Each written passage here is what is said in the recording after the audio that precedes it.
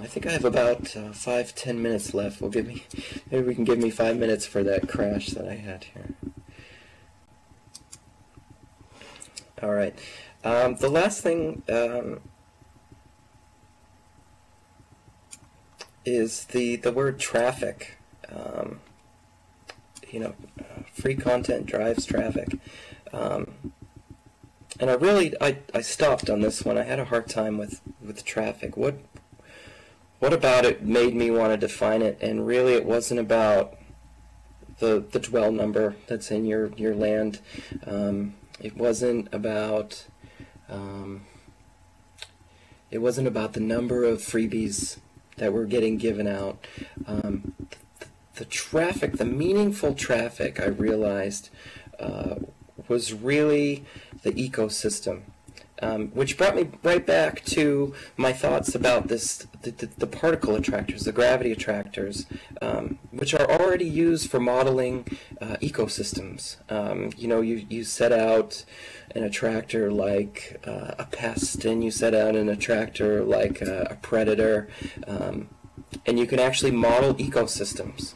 And I realized that that's exactly what traffic is. A meaningful traffic is an ecosystem that you're building around your work. And meaningful traffic, an ecosystem, of course, is a cycle that continues and changes constantly.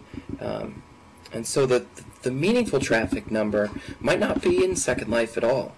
Your meaningful traffic numbers might be the number of incidents of hits that you see on Flickr of people taking pictures of your site. If you're a Second Life artist, maybe it's people taking pictures of you, as an interest factor.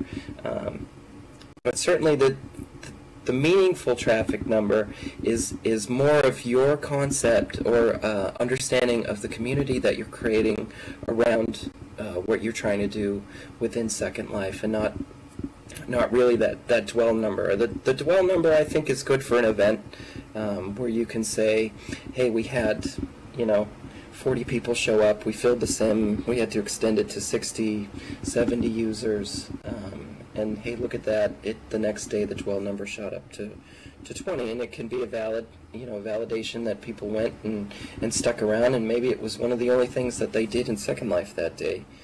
So that can be an interesting number. But really your numbers are coming from, the sales, that spreadsheet that Second Life provides, that sort of thing.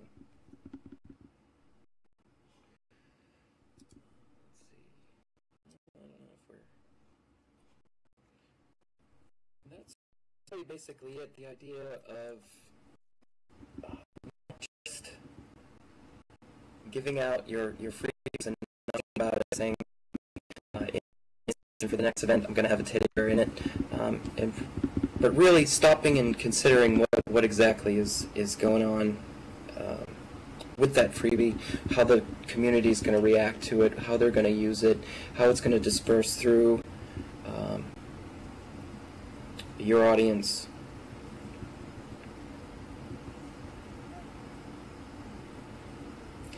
Were there any questions?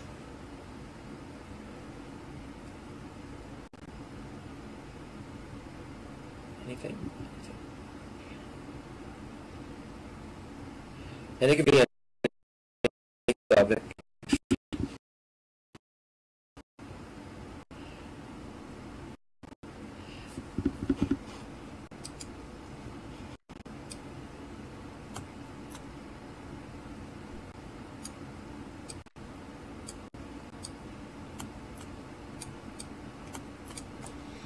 Sure.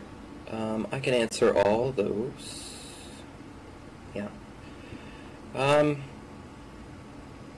Yeah, anybody can record me if I'm talking in public chat, that's fine. My artistic process, that's interesting. I'd have to go back, I'd have to go way back to really think about my artistic process.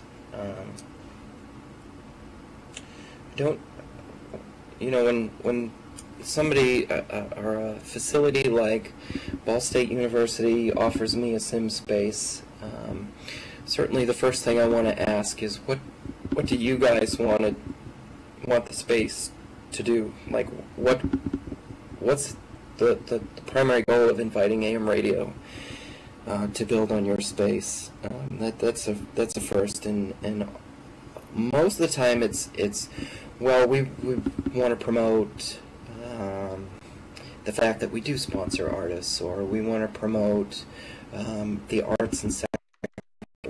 In Ball State's case, really pushing what the technology can do.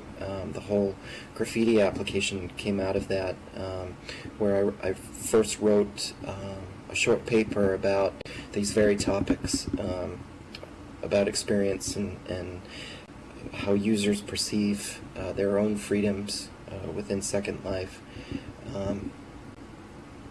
And the process goes from there. Usually it's never premeditated. There's no, hey, I'm going to build a field, or I'm going to build a train. It might be that I caught a really nice blueprint of a boxcar on the internet. I'm a total nerd. I look at these things. I look for blueprints on the web all the time. And in the case of the boxcar, that's what happened, and I wanted to build that boxcar exactly how I saw it in the blueprints, and I built it, and people said, wow, when I threw it in the middle of the field. So it stayed. How things become artistic, for me, I think is always in the context.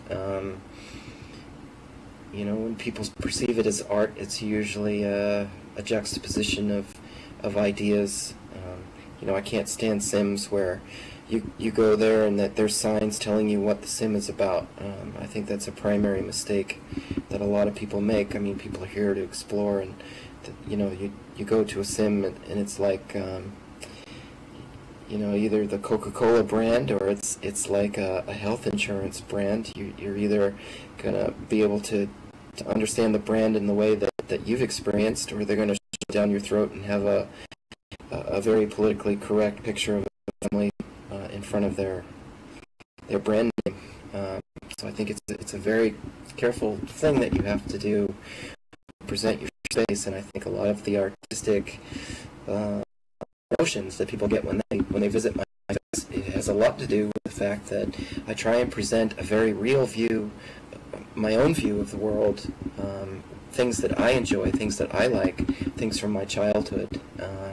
You know, growing up in rural New England, you know, really knowing, you know, some very old-fashioned things like party line telephones and you know, a house with no insulation and a wood stove was a very real thing for me. And people in Second Life see that and they think, oh, it's this big nostalgic thing and how things used to be. And I'm like, oh, really?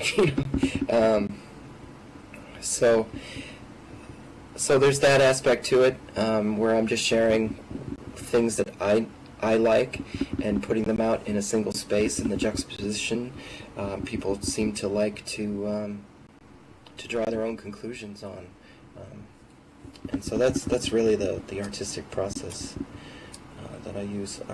What were the other questions here? I gotta scroll up.